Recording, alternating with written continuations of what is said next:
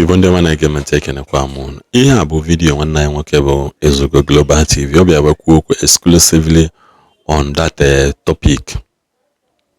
Committee of Friends anagali. Committee of Friends wenka yukweba mana kamba nkete choro mi kumakia. Mana the rate in the by focus more on Committee of Friends kaya sino nwele ihe ozo they attached to it. Kaya sino nwele ihe ozo nwele kaya sino nwele have their life and their commitment to it. I believe many of us in this video now one day most of you might have experienced, especially for men. But especially for men. Like this from nowhere. Taking a WhatsApp group. We are go the WhatsApp group. Apollo 1 wedding. Traditional wedding. Abamonko. Dedication, child dedication, baptism, nka announcer, mankozo or club meeting maọbụ nka maọbụ nkozo. Ị na-ajụzi onwe gị sị na onye na-adịghị na WhatsApp group ọ jụkwala gị ajụ. Onwe ndị like people like me, another man I like na group. Another man I like because the unhealthy competition na dị na most of those group. Chọrọ m ihe na-eti pressure na arụ. I'm somebody that doesn't have the ability to work under pressure. I have understood that from day one. I don't have the ability to work under pressure. And when they will pressure bring out their best. Somebody like me, pressure, you don't stress my life. That doesn't say that I am lazy. I am not. I am only exercising who I am. Those unhealthy competition and those groups na-eme ndị mmadụ odidaka before my name atụwago 1 million onye nkozi ya like ka ọ tụkwa imagine that 1 million ka ọ dabụ n'aka is not social with 10,000. By then efuzu ya onwe gị ị na-aga na-achọ ibi ndụ ị nara ebi ebe first person to 1 million, second 1 million, third 1 million. Ibe bịa ti 20,000 a sị kekwa onye dị ihe nke ibe gị na-atụ 1 million ka ya sị na nwere specific amount ede ka na-eme dia. Obule ebe a na-atụ 50,000, 100,000, ịbịati 10,000, 5,000. Anya esi ka esi n'onwe mandatory amount kwa ike iwe ka ewe na-atụrụ onye ọbụla. Ọnọdụ ahụ ya abụrụkwanụ no age grade meeting nke o ji abụ village meeting bụ na amago otu a na-atụ.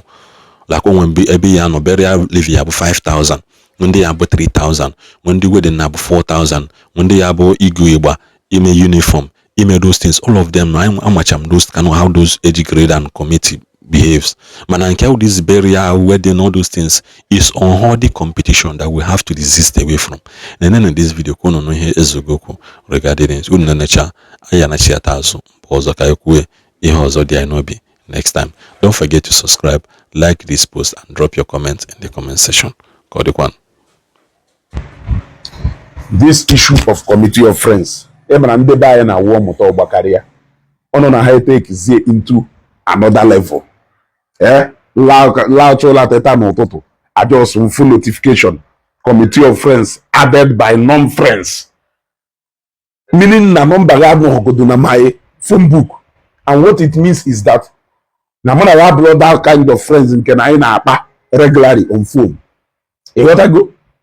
Add them na your Committee of Friends for what? For what? Committee of Friends added by non-friends. Nke a was the highest one mfugolo. Yeah? Or Jane dictionary. Ke browse what the meaning of friends. Jane dictionary. Irueba a browse what the meaning of friends. If you fall on the buy motalo. Or amoto obakaria. Onye inokata a plan up. The big men na-emeri onwe ha. If the big men ha na-emeri onwe ha Committee of Friends no onye ajere onye oge nke elukwa ka ndị anyị kwe ha worie a na-emeri ọwụrụ mana nke awụ na meru n'oke isi ime wedding plan wedding ha mee ya oke aka ha n'oke aka ha nwaanyị ka ọ na-atụkwasa die mee ya oke aka ha.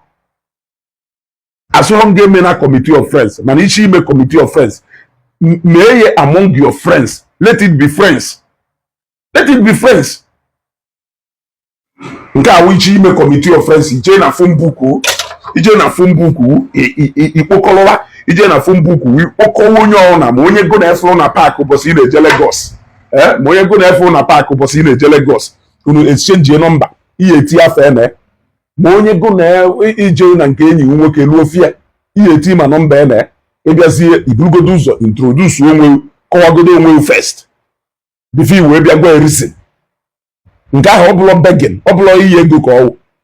Committee of friends should be among your friends with like minds, those people who are your friends, who are your guys, who understands you, who you share things in common with. Then it committee of friends have their support all if in them. We see her outside them poor or will begging. Yes, and that's wrong yo mana bia in the guise of committee of friends. Yeah? Call to over the and the event usually according to your budget. Ichi ime budget ya mmemme ahụ ị na-eme according to ife iji n'aka ndị mmadụ bịazie onwe ife anya onye ọ na-eme committee of friends because na asịrị na ọgaranya jelu mba anụ juru akpawu ndị onyere unyerie. What do I mean by that? Na committee of friends yawo among people na-enyekwa olukwalụ adịkwa ndị ahụ inyeru na committee of friends ha abịakwa nyeru. Among the other, committee of friends are for everybody. Committee of friends are for people who na-emeli onwe ha. Ọ na-enye ojekwa ime nke ọ adịkwa ndị niile ahụ onyeru. Ndị niile ahụ onyere abịakwa nye. Mana onye ọ na-emezi committee of friends. Onye kwado ime wedding o jiri ego. Ọ form committee of friends. T strangers. Yeah, committee of friends ahụ go committee of strangers. Nnekwu ọ na-afụ.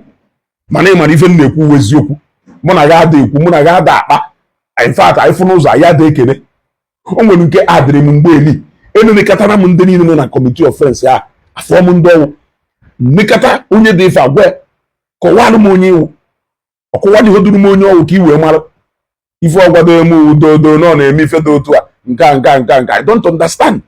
Ọgaranya jelu mba anụ juru akpa ndị onyere unyerie so a na-eme ife adana ado observant na-eme na ngụ ka mara ife iwere super glue nya shi akpago iwo padlock gbashi akpago ị na adụdum lese na mụ na ga ahụ friend maka o nwere uju onye ya awụ afọ ahụ bata na committee of friends ile n'anya fu ntupu na onye ahụ si elilete o nwere ike onweghị mana onwe ife dụlụgụ ọ bịa na isida na ọ na contribute through ije ozi or through something.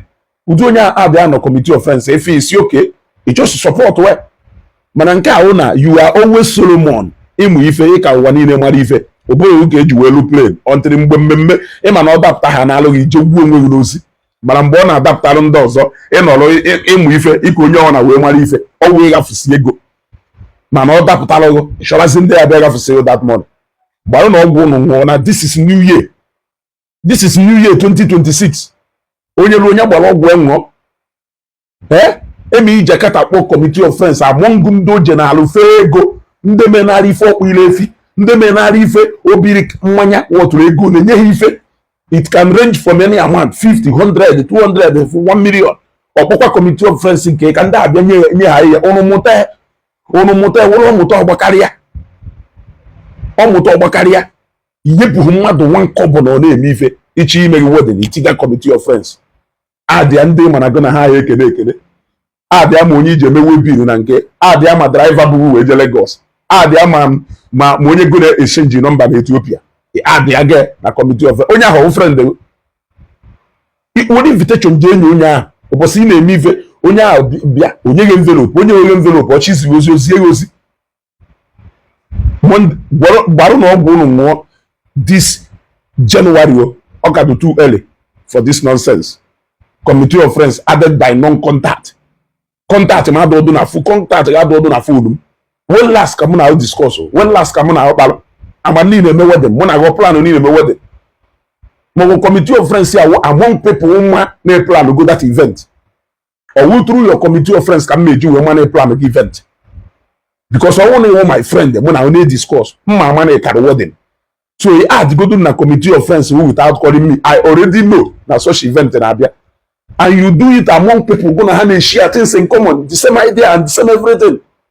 Not strangers or people you don't know, or even friends that you barely discuss with. You just add the on na committee of friends. Ijebuhuru ifo jebuhuru onwebe ifu nu jekoritara unu emekọrịta bụ anything.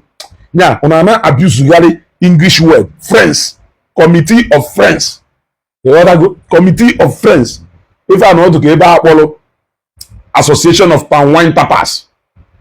Association of palm wine tappers. The name with meeting of association of wine tappers.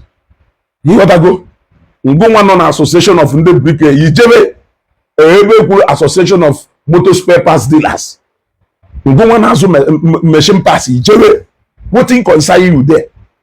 Friends mean something. Stick to the meaning of that friends. You can't add people in with anything in common with your committee of friends because you need money. If you want to get as much as Onisho, then try as much as possible to be giving, no matter how little. Nnukwu mmadụ na-eme ife isi na onwe ife o ji ego eme. Ọ bụrụ na 1,000 ka ị nwere or 2,000 ma shi eji enye ihe ka ọfịa oge nke uru o nwere ike nye 100 or 200,000 mmekwu ya ọzọ wanyị na onwe unu na January a ahụ ka bidoro ebido for mmadụ ibido experience this kind of nonsense. Committee of friends alagono na awụyo na ife. Committee of friends alagono na awụyo na ife. Onye chi imezi ife ochekwudo committee of friends. Ihe emezi ife out of budget inwe na your pocket. Onya ka onye ju mmadụ mee wedding mecha wedding ọsọ na ọgba loss. Or business ka ị na-eme. Ịkwa ozu kwaji osisi na ọgba loss. Or business ka ị na-eme. Wedding, burial and the Thanksgiving na ụmụ ife niile na go business ya we mechi again no. Gbalụgo na ọgwụ ụnụ nwụọ.